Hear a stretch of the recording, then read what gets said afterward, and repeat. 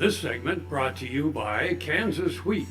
Learn more at rediscoverwheat.org.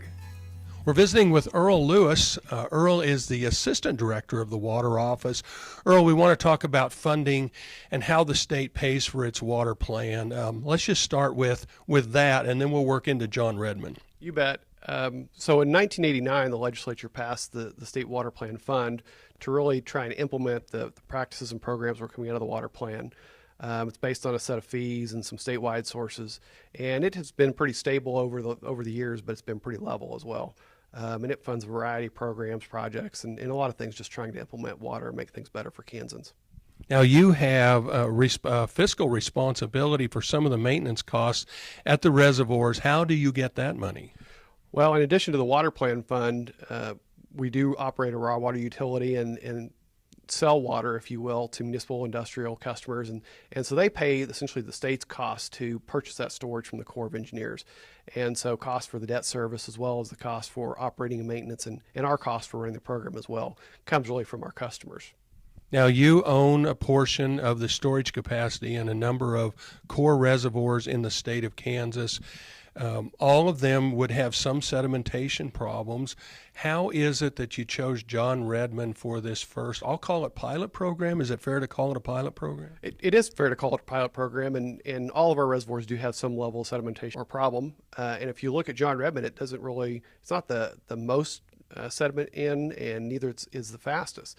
And so the reason it was picked is because, again, trying to make sure that we're providing good service to our customers.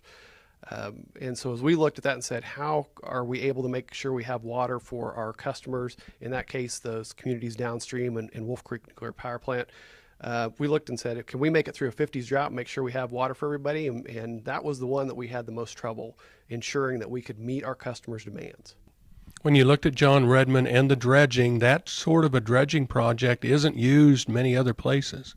It's not, and it's an expensive process. We did a lot of research on other projects, other programs around the nation. Ohio, Iowa, South Dakota all have had or do have different dredging programs run at the state level. But most of those, all of those really are for recreation, cleaning out marinas, cleaning out boat ramps, those type of things. So nowhere in the nation had a non-federal entity, a state or community, gone into a Corps of Engineer reservoir and dredged for the purpose of restoring storage and creating water supply. So while there's been dredging and it's been around for forever, doing it for this purpose in this way was really the first time that anybody's done it in the nation. Now, as we look at this and funding specifically the dredging, how is that happening? So the state of Kansas issued a bond a little over a year ago, a 15-year bond, about $20 million. And so that's going to be paid really 75% from statewide sources from that state water plan fund that we talked about, and then 25% from the water marketing fund. And you might imagine there was a pretty good policy debate on who should pay and how much who should pay.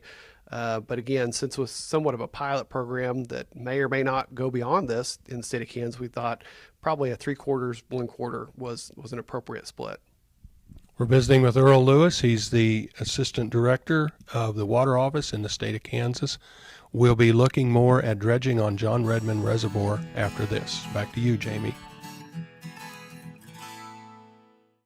KFRM is one of the largest farm radio stations in the nation, dedicated to informing and entertaining rural listeners from northern Oklahoma to southwestern Nebraska. You can catch KFRM in many ways.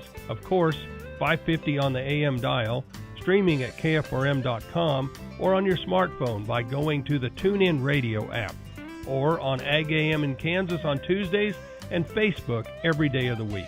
KFRM, tune us in. You'll be glad you did.